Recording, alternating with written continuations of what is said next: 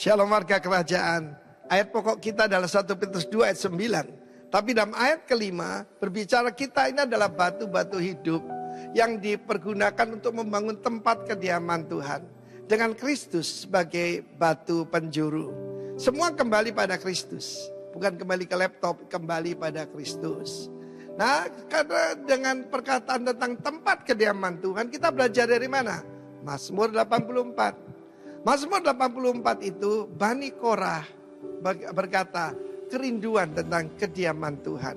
Demikian juga setiap pribadi, setiap keluarga. Apakah orang lihat Yesus ada di dalam keluarga kita? Apakah dia kepala keluarga kita? Demikian juga sebuah jemaat. Karena itu saudaraku, di dalam Mazmur 84 ini ada dua macam berkat yang saya akan bagi di dalam pemberitaan minggu ini dan minggu depan. Yang pertama adalah berkat Asher. Asher itu berbahagia, happy, berbahagia. Di dalam ayat keempat dikatakan yang pertama, berbahagialah orang-orang. Perhatikan bukan satu pribadi. Ternyata urapannya korporat saudara, orang-orang ya. For those who dwell in your house. Kalau keluarga kita rukun, harmonis. Orang melihat, wah ini sorga di bumi. Sebab saya melihat makin keluarga itu makin kaya, berpengaruh, makin banyak ributnya saudara ya. Ya ada orang tanya, kamu kok tidak ya, kok bisa rukun? Ya padahal yang tanya ini orang ya pengusaha kaya saudara. Saya bilang pertama tidak ada yang diperebutkan. Tapi yang kedua karena Kristus terutama ini ada di tengah-tengah kita. Dan apa tanda orang yang bagaimana to achieve kebahagiaan di rumah Tuhan, terus menerus memuji-muji Tuhan. Saya pernah bersaksi kepada Anda bagaimana ketika saya akan dimasukkan ICU karena terkena COVID, maka hati saya mengucap syukur dan memuji Tuhan. Saya naikkan sebuah lagu biasa. You raise me up. Dan apa yang terjadi? Saturasi oksigen saya naik saudara. Sehingga saya tidak perlu masuk ke sana ya. Dan saya katakan ICU itu adalah ICU. Kalau saya dipanggil Tuhan, ICU. Yang kedua, berkat Asher ini orang kalau mau berbahagia ayat selanjutnya. Yang kekuatannya di dalam Tuhan. Banyak orang mengira kekuatannya berapa. Ini 3 capres ini kekuatannya berapa. Kekuatannya itu apa saudaraku? Keuangannya. Tetapi saya mau beritahu kalau orang kekuatannya cuma keuangan. Aduh saudara, engkau akan timbul dan tenggelam. Tetapi kalau kekuatan dalam Tuhan, itulah kita warga negara yang berada dalam kerajaan yang tidak tergoncangkan. Saya mau beritahu, Tuhan berkata bukan cuma bangsa-bangsa akan digoncangkan, tetapi juga saudara langit juga. Karena itu pastikan kita berada dalam kerajaan yang tidak tergoncangkan itu. Sudah ada 2 nih, ada satu lagi. Ayat terakhir, ya Tuhan semesta alam berbagai manusia yang percaya kepadamu. Di sini dipakai perkataan trust. Bahasa aslinya batah. Batah itu trust, fully percaya karena punya pengalaman dengan Tuhan. Percaya tentang kebaikan dan kesetiaan Tuhan. Bukan cuma yaitu belief. Kalau belief itu bahasa asli aman ya. Pisio perjanjian baru. Tapi sini batah. Pastikan kalau saudara punya batah kepada Tuhan, engkau akan berbahagia. Dan melalui 2024 ini, the joy of the Lord is our strength. God bless you warga kerajaan. Rejoice in the Lord. And again I say, rejoice. Shalom. Puji nama Tuhan. Kita bersyukur kepada Tuhan karena Tuhan selalu baik di dalam kehidupan kita. Amin. Pagi hari ini saya mau menyampaikan satu kebenaran firman Tuhan yang saya mau beri judul Revealing God's Glory. Mereveal, mewujudkan, menyatakan ya. Mewujud nyatakan God's glory, kemuliaan Tuhan di dalam kehidupan kita. Kalau kita tahu bahwa sebetulnya pada waktu kita jatuh di dalam dosa, kemuliaan Tuhan sudah hilang. Pada waktu sejak manusia jatuh di dalam dosa, Tuhan punya satu proyek saja di dalam kehidupan kita. Yaitu apa? Mengembalikan kemuliaan Allah di dalam kehidupan kita. Mari sekarang kita melihat. Kalau kita melihat segala sesuatu yang ada di sekitar kita. Ya, pemandangan dan sebagainya yang ada di sekeliling kita. Aduh, luar biasa. Luar biasa. Saya ingat pada waktu saya masih SD, SMP, tempat tongkrongan saya di mana? Di planetarium. Di Jakarta ada satu tempat planetarium di daerah Cikini. Kebetulan rumah saya tidak jauh dari Cikini. Jadi kalau mau ke situ saya cuma tinggal jalan kaki, ya. Dan hari-hari saya tuh sering sekali saya ada di situ. Dan kalau udah di situ masuk, kemudian kita dibikin bangkunya tidur. Pada waktu-waktunya tidur melihat cakrawala. Jujur, cuma satu. Sampai hari ini saya selalu menangis. Menangis karena apa? Saya melihat luar biasa. Tuhan yang memiliki saya. Tuhan yang menciptakan saya adalah Tuhan yang luar biasa besar. Luar biasa besar. Saya satu kali dibawa ke Raja Empat. Langsung oleh bupatinya Raja Empat. Karena saya waktu itu pas pelayanan, kemudian KKR di sana. Dan setelah itu bupati membawa saya ke Raja Empat. Kami pakai kapal punyanya bupati ke sana. Aduh, itu ngeliat tempat-tempatnya. Aduh. Saya sampai bilang sama yang itu, yang nyetirin itu ya, kapalnya. Saya bilang gini, Pak, berhenti, jangan jalan. Saya mau diem di sini. Saya waktu menikmati, aduh, saya cuma sekali lagi saya nangis. Saya pokoknya kalau ngelihat sesuatu yang indah saya nangis. Saya nangis bukan karena apa-apa. Saya nangis hanya karena satu, Tuhan yang memiliki saya. Tuhan yang luar biasa dahsyat. Luar biasa indah. Bahkan kalau kita melihat ya, binatang-binatang yang diciptakan, tanaman, tumbuhan yang diciptakan. Aduh, itu semua luar biasa. Itu sebabnya Kejadian 1:31 dikatakan, maka Allah melihat segala yang dijadikannya itu sungguh amat baik. Yang ngomong ini Allah.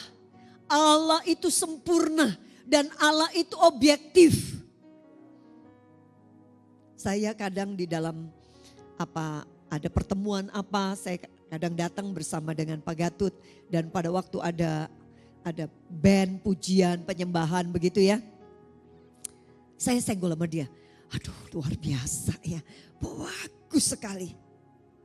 Pak Gatut bilang gini, kamu tuh gak bisa menilai. Kuping kamu tuh loh bukan kuping pemusik. Kuping kamu tuh bukan kuping yang orang tahu not. Kalau kamu tahu itu drumnya kecepetan. Itu bassnya ini. Ininya ini. Pak Gatut tuh kupingnya tuh ya. Dia bisa gitu. Bisa bisa tahu. Orang nyanyi bagus gitu. Dia langsung. Enggak. Ini nadanya nih salah. Ini mestinya begini. Di dalam satu kur begitu ya.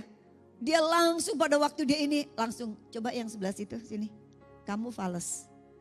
Bagaimana mungkin dari puluhan orang, hampir 100 orang. Dan dia langsung bisa seret.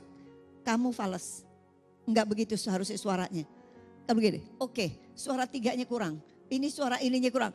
Ya Tuhan, saya tuh memang bukan kuping ini ya. Jadi buat saya bagus, buat dia katanya kurang.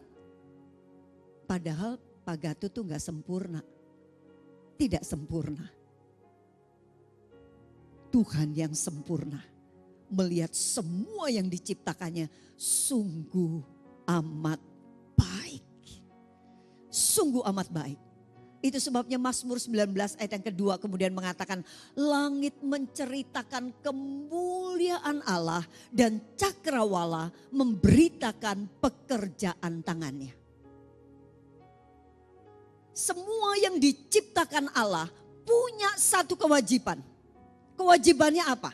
You yang sudah diciptakan, apa yang sudah diciptakan oleh Tuhan yang begitu indah, maka kamu wajib untuk apa? Menceritakan dan memberitakan apa? Memberitakan bahwa Allah itu yang menciptakan, yang meng-create itu luar biasa. Tadi waktu saya datang ke sini, begitu masuk, rodok kaget. Biasanya nggak ada beginian nih ya, tiba-tiba ada beginian. Begitu ada begini, bagus ya. Begitu bagus, siapa langsung yang di dalam kepala saya? Siapa yang bikin? Siapa yang ngerjain? Kalau kita makan, makanannya enak, cek, ya. Makanannya centping, makan enak. Begitu enak, pikiran kita satu. Siapa yang masak? Betul nggak? Siapa yang bikin? Benar nggak? Itu. Demikian juga pada waktu kita lihat tanaman cakrawala, semua yang kita lihat. Harusnya pikiran kita satu. Siapa yang menciptakan ini? Dan yang menciptakan ini luar biasa. Tugas semua yang diciptakan Allah adalah menceritakan dan memberitakan melalui apa? Melalui keindahannya, melalui kesempurnaannya, melalui kemuliaan yang ada padanya. Untuk kemudian apa? Setiap orang yang melihatnya, setiap orang yang mengaguminya, pada akhirnya mengagumi Sang Pencipta. 1 Korintus 15 mengatakan kemuliaan matahari lain daripada kemuliaan bulan. Dan kemuliaan bulan lain daripada kemuliaan bintang-bintang. Dan kemuliaan bintang yang satu berbeda dengan kemuliaan bintang yang lain. Berapa jumlah bintang? 1.000? 1.000.000? 1 miliar? Uncountable, tidak terhitung jumlahnya. Yang tidak terhitung jumlahnya, ternyata setiap bintang itu punya kemuliaan yang berbeda dengan bintang yang lain. Waduh, itu bayangin. Saya setiap kali mau khotbah, PPT saya dikerjakan oleh keponakan saya. Semua, karena saya nggak bisa. Saya nggak bisa. Bisa sih bikin PPT tapi ya yang jadul-jadul begitu ya. Bukan yang zaman sekarang yang orang pakai Canva dan sebagainya. Begitu ya. Jadi keponakan saya lah yang bikin. Pada waktu dia bikin, berapa sih jumlah khotbah yang pernah saya berikan kepada dia? Enggak banyak ya. Karena jauh sebelumnya itu yang bikin adalah anak saya. Tapi mulai kira-kira hampir 2 tahun ini itu yang bikin keponakan saya. Karena anak saya sudah sangat sibuk sehingga keponakan saya. Belum 2 tahun tuh berapa banyak sih khotbah yang saya bikin tuh loh. Itu aja saya udah bilang gini, Li bisa gak Li model yang lain Li? Ii kayaknya ngeliatin lama-lama bosen juga nih ya. Kayaknya kamu udah bisa ditebak. Tipe PPT kamu tuh begitu aja. Sampai satu kali pada waktu saya khotbah di satu gereja. Bu bisa minta PPT-nya? Oke. Saya khotbah di gereja itu 6 kali. 1 kali khotbah, 1 hari itu 6 kali khotbah. Saya kasih dan 6 kali itu harus 6 khotbah yang berbeda dengan topik yang sama. Saya kasih 6-nya. Begitu dia terima, kemudian hari Jumat dia ngomong, Bu minta maaf ya Bu. Maaf deh Bu, Ibu jangan marah ya. Iya gak apa-apa saya bilang. Kontennya tetap kok Bu, isinya tetap kok Bu. Terus kenapa? Cuma PPT-nya kami ganti ya Bu. Karena kami lihat kayaknya semua senada gitu. Gak ada yang berbeda-beda gitu. Padahal tuh cuma 6 biji. Itu sudah sama. Tuhan kita menciptakan miliaran bintang. Itu yang satu berbeda dengan yang lain. Betapa luar biasanya Tuhan kita. Ya. Dan sekali lagi tugas semua yang Tuhan ciptakan cuma satu. Menceritakan dan memberitakan kedahsyatan Tuhan kita. Menceritakan dan memberitakan betapa mulianya Tuhan kita lewat apa yang ada pada dirinya. Itu semua yang diciptakan Tuhan dengan pernyataan apa? Jadilah ini, jadilah ini, jadilah ini, jadilah ini. Jadi begitu, itu aja udah begitu. Sekarang saya tanya, bagaimana dengan manusia? Pada waktu Tuhan menciptakan manusia, itu beda dengan waktu Tuhan menciptakan tanaman, menciptakan burung, menciptakan flora dan fauna, menciptakan alam ini. Beda. Manusia diciptakan, itu adalah masterpiece-nya Tuhan. Ya, kalau kita lihat, berfirmanlah Allah, baiklah kita menjadikan manusia menurut gambar dan rupa kita. Pada waktu Tuhan menciptakan yang lain, Tuhan cuma ngomong, jadi ini, jadi ini, jadi ini. Tapi pada waktu dia menciptakan manusia beda. Dia ngomong kepada dirinya sendiri, baiklah kita. Kita, siapa kita? Trinitas. Bapa, Anak, dan Roh Kudus. Mari kita menciptakan manusia menurut gambar dan rupa kita. Maka Allah menciptakan manusia itu menurut gambarnya. Pada waktu kita melihat ini, apakah yang dimaksud gambarnya ini adalah, oh, hidungnya kita sama dengan hidungnya Allah. Kupingnya kita sama dengan kupingnya Allah. Tangannya kita sama dengan tangannya Allah. Apakah itu yang sama? No. Ketika itulah Tuhan Allah membentuk manusia itu dari debu tanah. Dan menghembuskan nafas hidup ke dalam hidungnya. Jadi yang menurut gambar dan rupa kita itu bukan fisik. Karena fisik ini dibangun dari apa? Dari debu. Makanya waktu orang meninggal, biasanya hamba Tuhan akan mengatakan apa? Yang berasal dari debu kembali lagi jadi debu. Betul nggak? Pada waktu kita lihat, pada waktu mama saya meninggal, papa saya meninggal jauh sebelumnya. Kemudian mau dijadiin satu. Kami keduk kuburan papa. Waktu kami keduk kuburan papa, maka saya udah gak bisa lihat tangan. Saya udah gak bisa lihat hidungnya. Saya udah gak bisa lihat kakinya. Udah gak bisa lihat apa-apa. Yang saya lihat cuman apa? Abu. Debu yang ada di situ. Makanya apa? Cuma apa? Cuman pakai kain. Cuma pakai kain sudah. Orang kalau dikremasi, apa yang ada? Cuma debu. Mana yang kita lihat sekarang selama ini? Katanya dia tuh cuan tik tik tik tik tik tik tik. Mana cantiknya kalau udah mati? Enggak ada. Yang ada cuma debu karena apa? Memang itu yang dari debu. Tapi yang bicara soal gambar dan rupa Allah, rupa kita, rupanya Trinitas tuh apanya? Dan menghembuskan nafas. Berarti yang ada di dalam diri kita adalah roh Allah. Jadi kita di sini mesti paham. Yang ada di dalam diri kita itu adalah roh Allah. Yang di luar ini mati kembali kepada debu, tetapi yang ada di sini roh inilah yang Tuhan taruh. Itu berarti apa?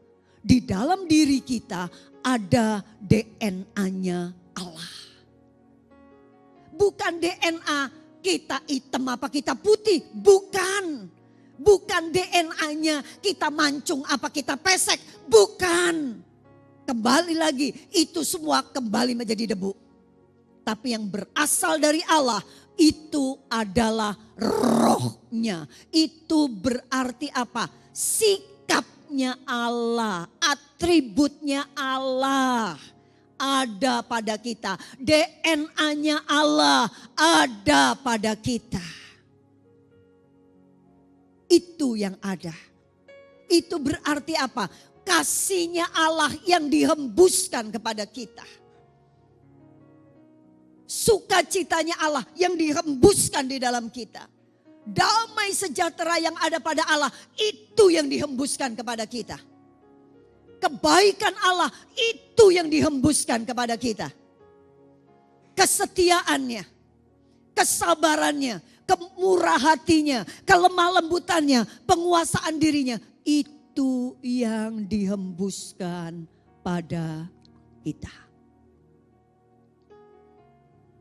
Itu sebabnya seharusnya anak-anak Tuhan sadar bahwa di dalam diri kita ada esensinya Allah. Di dalam diri kita, di dalam diri kita ada sifat-sifatnya Allah. Kita mesti sadar mengenai hal ini. Tahu, Allah itu kasih, Allah itu baik dan sebagainya. Ya, kita harus tahu mengenai hal ini. Itu sebabnya pada waktu Yesus disalibkan, apa yang dia katakan? Pada waktu Yesus disalibkan, esensinya dia kasih.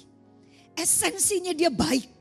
Itu sebabnya sekalipun dia disalibkan, sekalipun dia sedang dizolimi, sekalipun dia sedang dijahatin, yang keluar apa?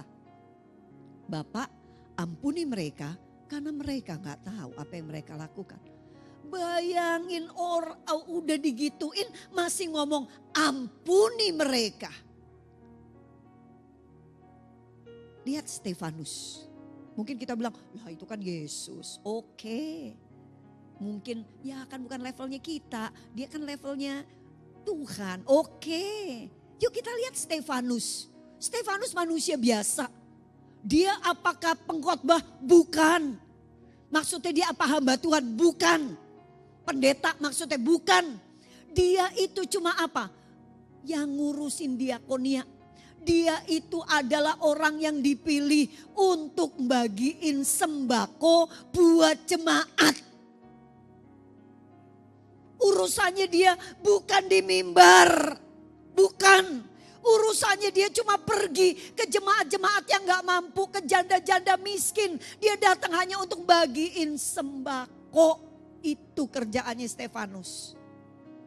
Tapi pada waktu Stefanus dirajam batu, apa yang Stefanus melakukan?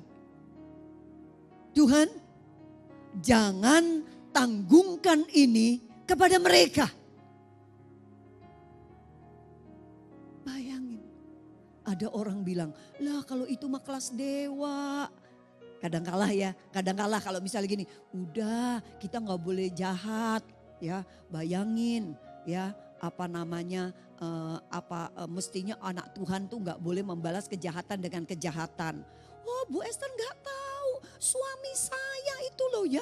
Aduh, Gusti paringono kuat, begitu. Udah jangan begitu, saya bilang gitu. Sudah terus aja berbuat baik. Lihat Stefanus, dia bisa begitu. Bu Esther itu mah kelas dewa. Ngomongnya selalu begitu. Aku cuma manusia. Halo. Memang kita manusia. Tetapi kita dihembuskan nafas oleh Allah. Ada roh Allah di dalam diri kita. Ini bukan bicara kelas dewa. Kita ini diciptakan dengan kelas kualitas Allah. Karena esensi Allah ada di sini. Roh Allah ada di sini. Ini bukan sekali lagi bukan kelas dewa, ini kelasnya Allah. Kita ini memiliki karakter Allah. Sehingga seharusnya kita ini jangan dipelintir. Aku kan cuma manusia yang tinggal di dunia. Betul, memang kita manusia yang tinggal di dunia, benar. Tapi ingat kita punya roh. Dan saya mau bilang, kalau kita cubit orang, itu bukannya sini yang salah. Di sini. Karena sikap hati yang nyuruh kita untuk kita cubit. Pada waktu kita lihat orang dan kita nggak senyum, itu yang salah bukan mulut kita. Bukan. Ya, yang salah itu apa? Yang salah sikap hati kita, roh kita. Itu yang salah. Jadi kita harus sadar, jangan kita menurunkan standar dengan mengatakan, aku kan cuma manusia. Aku tinggal di dunia. Emang benar kita manusia, emang benar kita tinggal di dunia. Tetapi roh Allah ada di dalam kita. Sekalipun kita ada di dalam lembah kekelaman, roh Allah ada di dalam kita. Kalau ciptaan yang lain saja itu punya kewajiban untuk menceritakan dan memberitakan kemuliaan Allah. Terlebih lagi kita yang adalah masterpiece-nya Allah. Terlebih kita yang didandani dan diberikan langsung rohnya Allah ada pada kita. Seharusnya hidup kita adalah hidup yang betul-betul mempermuliakan Allah. Dengan apa? Sikap kita. Pikiran dari mana? Dari sini. Dengan apa? Perbuatan kita. Kita menaklukkan fisik kita ini dengan apa? Dengan yang dari sini. Karena Alkitab mengatakan dari hatimu terpancar. Jadi mari kita menyadari akan hal ini. Yesaya 43 mengatakan gini, semua orang yang disebutkan dengan namaku, yang kuciptakan untuk kemuliaanku, yang kubentuk dan yang juga kujadikan. Semua kita ini disebutkan oleh Allah. Waktu Tuhan mau menciptakan kita, mari kita menciptakan manusia serupa dan segambar. Disebutkan nama Allah. Kita diciptakan oleh Allah. Kita dibentuk langsung oleh Allah. Dan kita dijadikan langsung oleh Allah. Tugas kita adalah apa?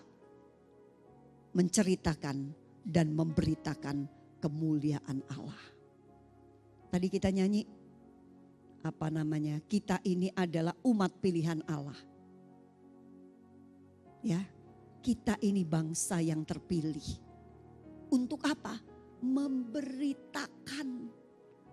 Tugas kita tuh memberitakan. Memberitakan apa? Memberitakan kita hebat. Memberitakan nih lihat Esther begini. Bukan, memberitakan kebesaran Allah melalui kehidupan kita. Itu yang kita beritakan. Beritakan kasihnya Allah. Beritakan sukacitanya Allah. Beritakan damai Allah.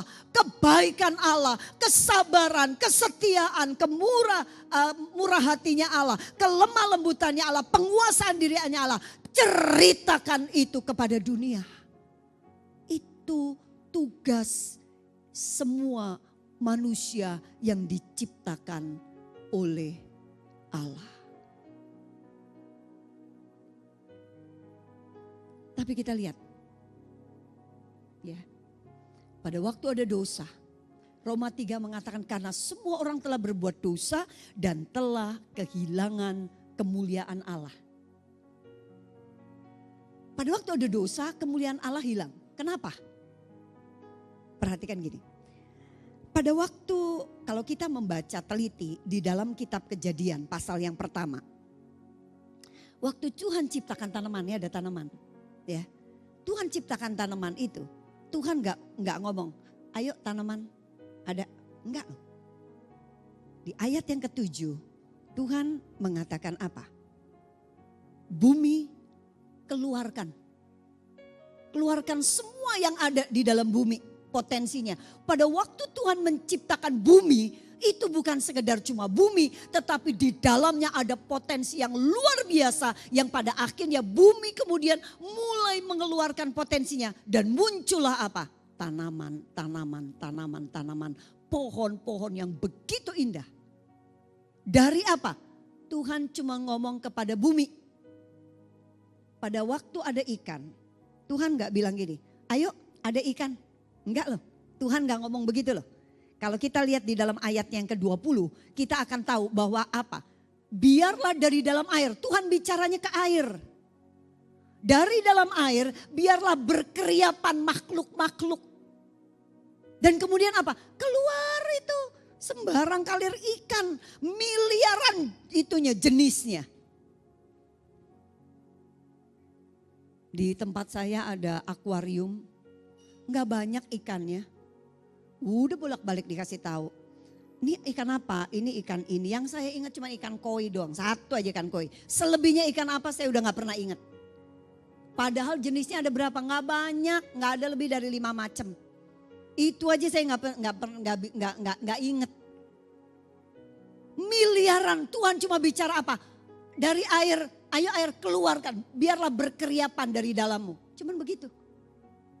Waktu Tuhan menciptakan air itu jangan kira biasa-biasa, cuman air. Itu luar biasa.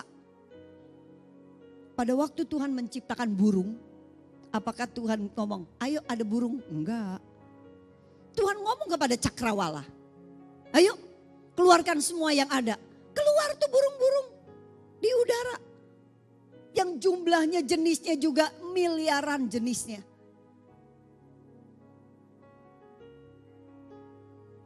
Sekarang saya tanya, ambil tanaman, keluarkan dari tanah. Apa yang terjadi? Mati. Kemuliaannya ada, udah kagak ada. Nggak ada lagi, mati sudah. Sekarang ikan yang bagus, bagus banget. Keluarkan dari air. Apa yang terjadi? Mati. Karena apa? Ikan asalnya dari air. Tanaman asalnya dari bumi. Sekarang coba saya tanya burung. Pada waktu ada burung, Tuhan kan cuma bicara sama cakrawala.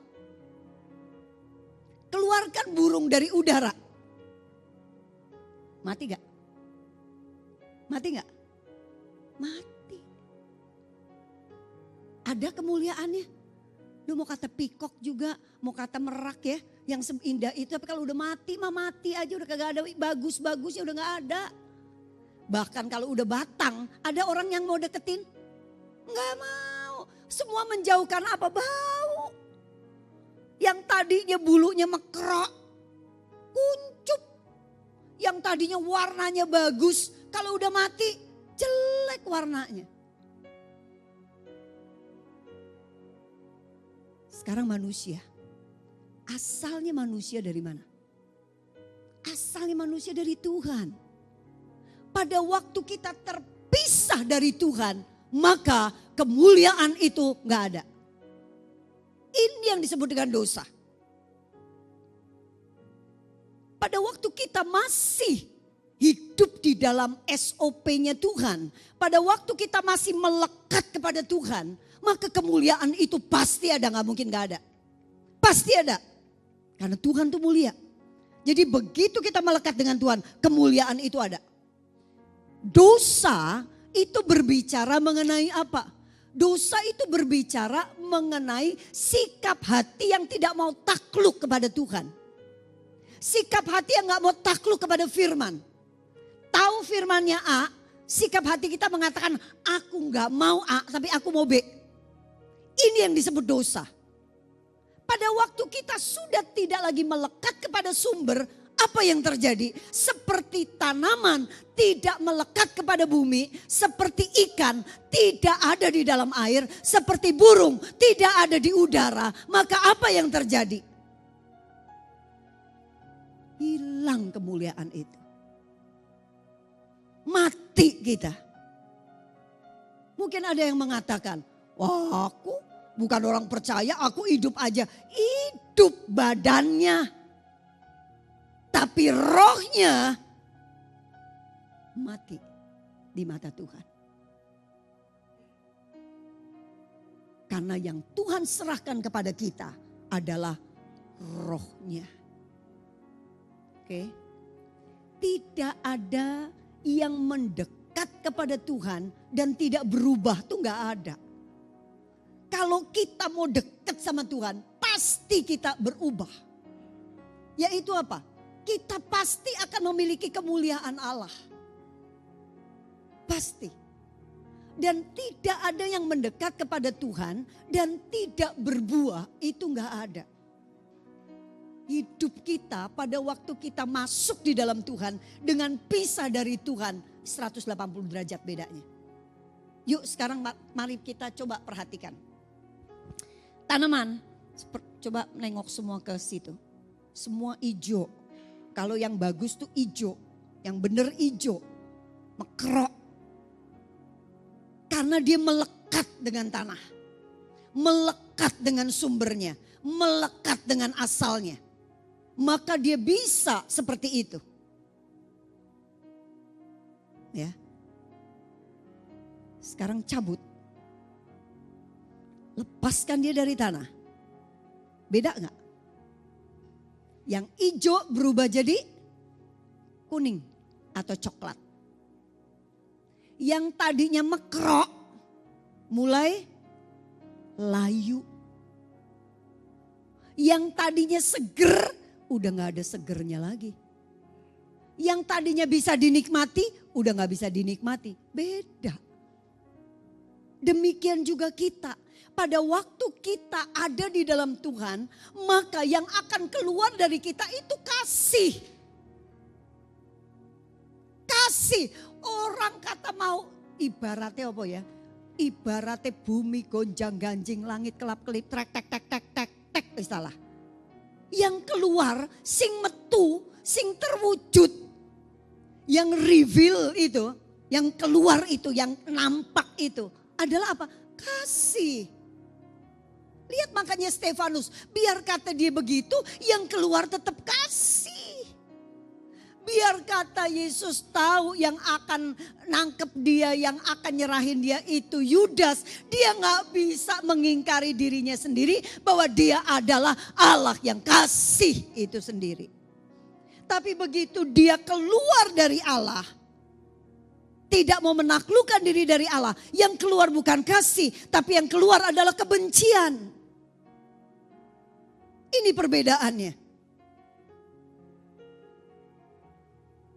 Di sini ada sukacita. Westalah pekoro poe. Awake dhewe ning lembah kekelaman sing paling dualem, sing paling pekat, sing paling berat luar biasa. Tetap sing metu adalah apa? Sukacita. Gak bisa dibohongi. Gak bisa. Karena rohnya ada di sini. Tapi begitu kita pisah dari Allah, yang keluar bukanlah sukacita, yang keluar adalah kesusahan. Perhatikan kalau ketemu anak Tuhan yang sungguh-sungguh mendekat sama Tuhan, dia enggak punya alasan untuk enggak bersyukur kepada Tuhan. Enggak punya alasan. Tapi orang yang enggak melekat dengan Tuhan, isinya ger ngeluh ae. Ben ketemu, aduh ampun aku bojoku kayak gini. Ketemu meneh, aduh anakku. Besok meneh ketemu, aduh aku wis gak duwe duit. Ketemu lagi, waduh awakku gini. Ketemu meneh, aduh wis isinya odah aduh terus. Sambat terus. Betul, sambat terus. Gak ono sukacita. Anak Tuhan ya, yang betul-betul melekat dengan Tuhan, Sekali lagi saya mau katakan, wis talah bumi gonjang ganjing, sing metu damai sejahtera. Tapi orang yang di luar Tuhan, yang terpisah dari Tuhan, isinya apa? Galau ae. Bolak balik, aduh obatku dek endi? Obatku dek endi? Aduh ya apa obatku dek endi? Wis golek obat ae. Karena apa? Galau, kemerungsung. Karena nggak melekat. Roh itu sudah nggak ada di sini. Waktu roh itu nggak ada di sini, maka yang kalau orang yang punya roh adanya kebaikan, yang di sini jahat. Jahat. Di sini baik. Sekali lagi saya mau bilang ya. Ini semua adalah apa? Buah itu adalah produk dari apa? Dari yang ada di sini.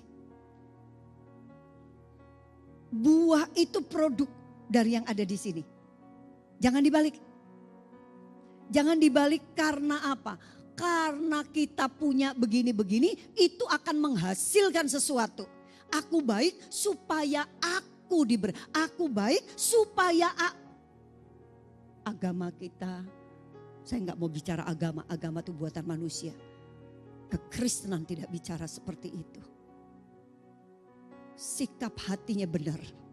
Sikap hati yang ditaklukkan melekat kepada Tuhan. Produknya adalah apa? Buah.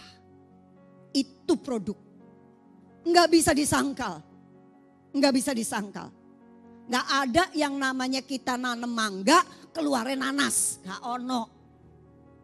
Kalau di sini kita roh Allah yang muncul adalah buah roh, itu udah pasti. Kalau di sini sabar, di apa-apa no sabar, tapi di sini wes nggak sabar, emosian, diluk nesu, diluk nesu. Kalau di sini sabar, pendino nyanyinya sabar. Dalam susah sukarku sabar, Tuhan selalu sertaku. Sabar, sabar, beri kuat padaku. Jadi nek wong sing nesuan pasti sudah gak melekat mbek Tuhan. Setia. Yang keluar tuh setia kalau memang kita melekat mbek Tuhan. Nek wong sih nggak setia, itu pasti sudah nggak melekat mbek Tuhan. Enggak, karena produk dari sikap hati yang benar yang keluar itu adalah kesetiaan. Biar kata mau pandemi mau apa, kalau roh Allah ada di sini, yang muncul adalah kemurahan hati. Gak ono pelit. Oh nek aku duwe duit, aku pasti murah hati. Nek aku gak duwe duit, ya apa aku main murah hati? Gak ono ceritane ngono. Lihat jemaat di Makedonia, 2 Korintus. Mereka hidup sangat miskin. Sangat miskin. Sampai Paulus sendiri sungkan. Gak usah ngasih, gak usah. Memang lagi ada gerakan misi. Paulus bilang gak usah ngasih. Karena Paulus tahu mereka ini miskin. Tapi kemurahan hati itu akan mendorong mereka menjadikan orang-orang yang lebih giat bekerja. Supaya apa? Dapat penghasilan lebih. Dengan penghasilan lebih itu dia menyokong pekerjaan pelayanan Tuhan. Tapi sing ning kene jenenge pelit. Apa murah hati itu gak tergantung kita itu kaya atau miskin. Enggak loh. Ono wong sugih ora eram. Tapi kekrik ora eram. Tapi ada orang yang biasa-biasa, mungkin gak punya mobil, mungkin gak punya, tapi murah hati. Jadi bicara soal murah hati itu sikap hati. Sing kene lemah lembut, sing kene kuasa orang. Sing kene ono penguasaan diri, sing kene wes salah bablasan ini. Ini perbedaannya antara orang yang melekat dengan tidak melekat. Nah, gimana caranya kita kembali memuliakan Allah? Gimana caranya kita kemuliaan kemuliaan Allah kembali ada di dalam kehidupan kita yang notabene kita ini sudah jatuh di dalam dosa. Tidak bisa tidak. Ya kita mesti melekat lagi dengan Allah. Melekat lagi dengan sumber itu. Dengan apa? Baca firman. Melakukan firman, bukan baca. Melakukan firman. Lah ya apa? Bisa melakukan firman. Lah moco ora. Nek moco WA guru. Nek nonton short reels ya Netflix mbok sak jam, 2 jam, 3 jam yo dipanteng. Tapi nek kon maca sak pasal kayak mata kayak kudu nambah ngene. Sing tuwek kayak kudu nambah plese. Gimana mau jadi pelaku firman kalau maca Alkitab ae ora? Padahal Alkitab bilang apa? Pada mulanya adalah firman. Betul. Firman itu bersama-sama dengan Allah dan firman itu adalah Allah. Jadi kalau kita mau kemuliaan Allah nampak di dalam kehidupan kita, nampak melalui tadi yang saya katakan tadi buah itu, orang bisa melihat, waduh kasihnya, waduh sukacitanya, waduh damai sejahteranya, waduh dan seterusnya. Itulah kemuliaan Tuhan sedang dinyatakan. Itu kemuliaan Tuhan sedang diceritakan kepada dunia. Keadaanku begini, tapi it's okay, no matter. Aku tetap menjadi orang yang esensinya keluar, esensi Allah ini. Baca Alkitab, renungkan firman Tuhan, lakukan firman Tuhan. Jangan cuma terperangkap dengan baca. Karena Alkitab bilang kalau soal baca tuh ahli Farisi hebat, betul gak? Tapi kita lihat apa yang Tuhan katakan kepada ahli Farisi. Dia gak akan masuk kerajaan surga karena dia cuma baca, karena dia cuma jago ngomong. Omong doang. NATO, no action, talk only. Tuhan gak mau begitu. Karena Alkitab bilang bukannya orang yang berseru Tuhan, Tuhan, yang kan masuk ke dalam kerajaan surga. Bukan, tapi orang yang melakukan firman Tuhan. Waktu kita melakukan firman Tuhan, disitulah kemuliaan Allah akan terpancar melalui kehidupan kita. Doa adalah wadah yang Tuhan sediakan untuk apa? Untuk kita. Pada akhirnya apa? Berubah. Karena gak ada yang mendekat dan tidak berubah tuh gak ada. Untuk tahu seseorang. Kita gak usah tahu siapa dia. Lihat aja siapa temannya. Siapa teman dekatnya kita akan tahu itulah dia. Kalau teman dekat kita, sohibnya kita, sahabatnya kita adalah Allah, maka sikap kita pasti akan seperti Allah. Amin. Pasti.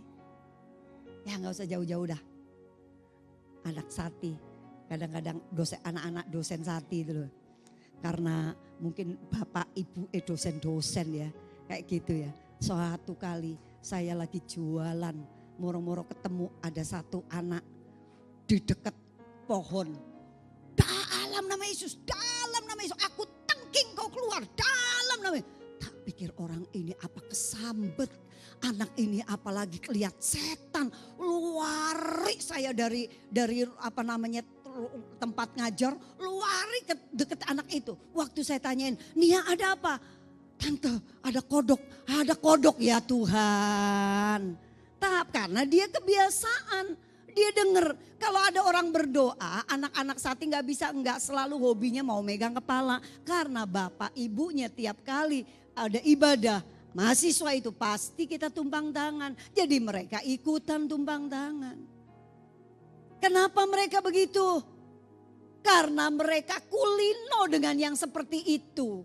Kalau kita bendino runtang runtung be Tuhan, maka sikap kita yo akan menjadi seperti Dia. Amin. Yohanes 15 ayat 8 mengatakan, dalam hal inilah Bapakku dipermuliakan. Dalam hal ini nih, gimana? Yaitu jika kamu berbuah banyak, bukan cuma berbuah loh ya, tapi berbuah banyak. Dan dengan demikian kamu adalah murid-muridku, bukan cuma berbuah aja. Bukan hari ini waktu kita dapat, haleluya. Besok waktu kita cariin lagi, sudah gak ada buahnya. Karena yang muncul apa? Halelupa. Tuhan minta buahnya banyak. Kalau buahnya banyak, bendino teko ono meneh, ono meneh, ono meneh, ono meneh, diambil buahnya. Yuk, firman Tuhan di dalam kitab Matius juga mengatakan, hendaklah kebaikan hatimu diketahui semua orang, sehingga mereka mempermuliakan Bapamu yang di surga. Kita tundukkan kepala. Haleluya.